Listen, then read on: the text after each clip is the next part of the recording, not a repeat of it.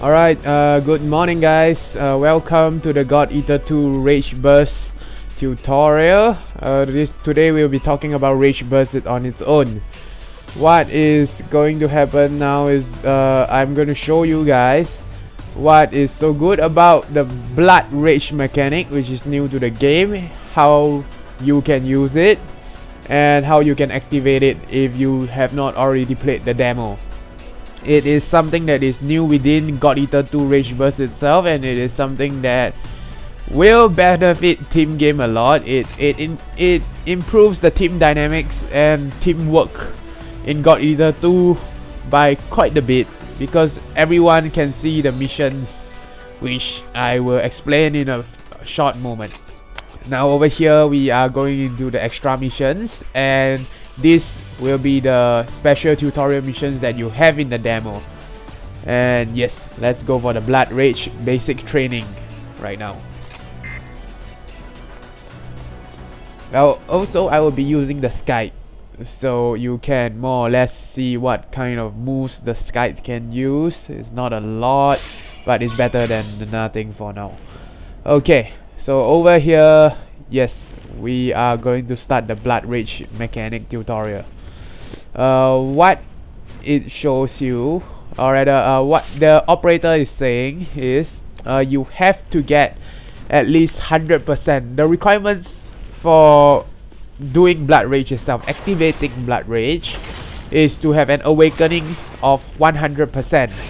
Now if you look to the right of your screen, you are going to see a percentage over there. It's already at 100 because this is a tutorial, and it's for you to activate Blood Rage in. That meter goes up every time you hit the enemy, whichever Aragami you are fighting. So the more hits you land, the more damage you land, you are going to get more and more meter, mostly on melee of course. So if you have a good weapon like the Scythe right now, that does quite a number of damage that you can see nowadays. Yeah, like look at all the multi-hits, you will be able to gain the meter faster than other weapons. So now over here, now that we have 100%, I am just taking down, doing more hits to reserve my Oracle points, because I want to be able to deal enough damage. You will understand why in a bit. And now that I have 100%, we are going to go ahead and activate Blood Rage. So here we go.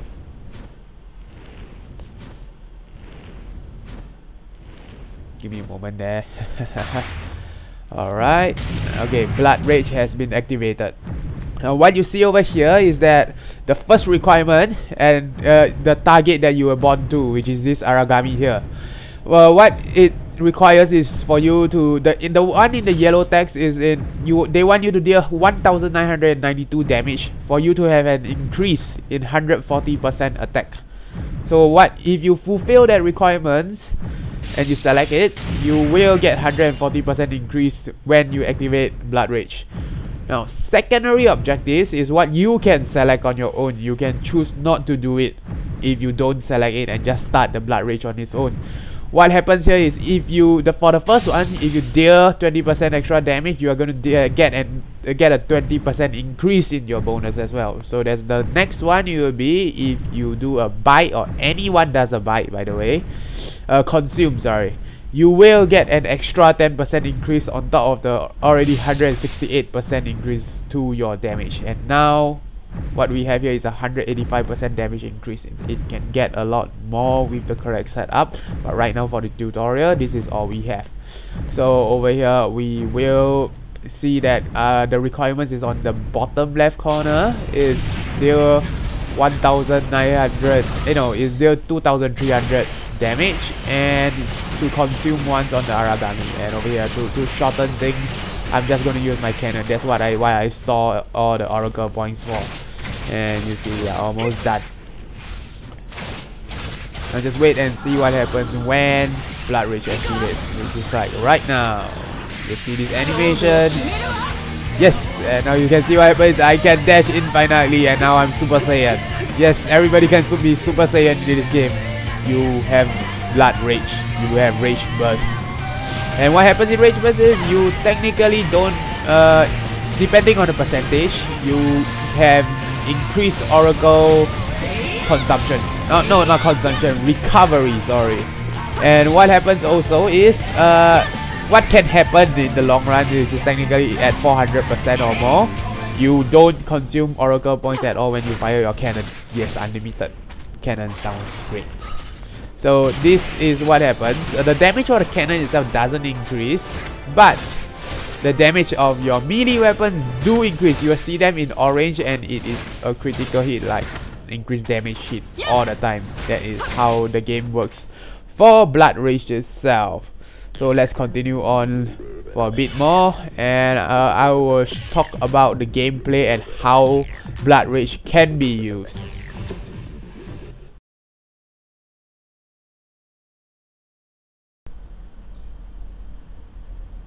Okay, so over here I have a gameplay from survivor mode which demonstrates how Blood Rage can be very effective when used at the right timing. Okay, the reason why there is the need to time your Blood Rage is because if you are able to do it correctly, then you will benefit. You will be able to take the monsters down and crumple or flinch them, down them every time, or rather very often, to the point that your allies will be able to get their Blood Rage up again later in the time.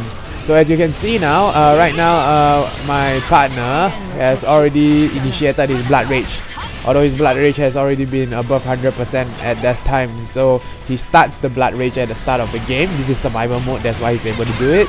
And we start fulfilling his requirements for him, which is very simple. He only selected two. One is to consume one, and the other is to do a certain amount of damage. It's around 5,900. It's quite a lot, but that's why we have 30 seconds, and the entire team is just hammering down on this Aragami over here.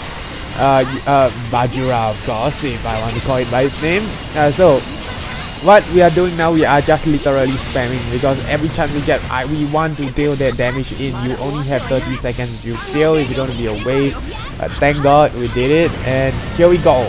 I see that he has Blood Rage. I activated it my own right now. The reason is because during his Blood Rage, he's going to do extra damage, and his extra damage is going to enhance the gains of my Blood Rage requirements in the fastest time possible. And you look at that, it just goes straight up, and my other two requirements is very simple. It's just a 250 hit, which I already can easily hit with 3 of us, and my increased hits at the Scythe works even better. And over here, so his Blood Rage activates, my Blood Rage activates, and look at what happens to the Aragami. He just flinched. He is going to take a shit ton of damage. He is going to get I won't say obliterated, but this is one of my own policy on fighting monsters and playing monster hunting games like this is, if the monster is moving, then you're doing it wrong. So if you are able to time it like this with the entire team, imagine there are 4 of us. And look, my partner's Blood Rage is over, and he still has over 72 Blood Rage to continue with. And during this time, if the monster keeps getting himself down, he's gonna keep gaining it over and over again. So if you guys are able to store up to the point that you will be able to rotate your Blood Rage together and activate it at the same time, the activation of 3 Blood Rage is very simple, and all of you will gain Invulnerability. And further on top of that, I don't think the monster will be moving at all with the amount of damage output that you guys are potentially able to put in with proper weapons and all that.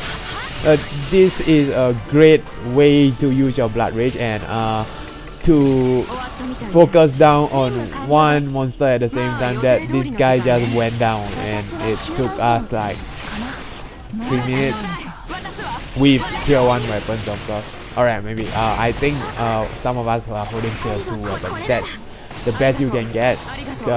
It's whatever we have, it works, and Blood Rage is just an extra boost on top of the rage, although it's not something I was expecting to begin with, like a super move or not, or some sort, but it's good enough. It allows you to go Super Saiyan. It allows the entire team to bore down on the enemy and destroy them in the shortest time possible. So what we have here is a system that allows us to, if we do coordinated bursts, we basically we start the game, we boost each other with their burst to level 3, we get the increased damage, we go into rage burst mode, we help each other activate their rage burst during our rage burst, and gain the rage burst in between the timing. That would be perfect, because the monsters will just keep getting themselves down. Well, for now, I hope you guys enjoyed the video, and there will be more to come if or when I discover more. There are also a few more survival missions gameplay that I will be posting up, so I hope you guys do take a look, and if you want to see more, do subscribe. And I play a lot of other games. See you guys. I think that's it for today. Bye bye.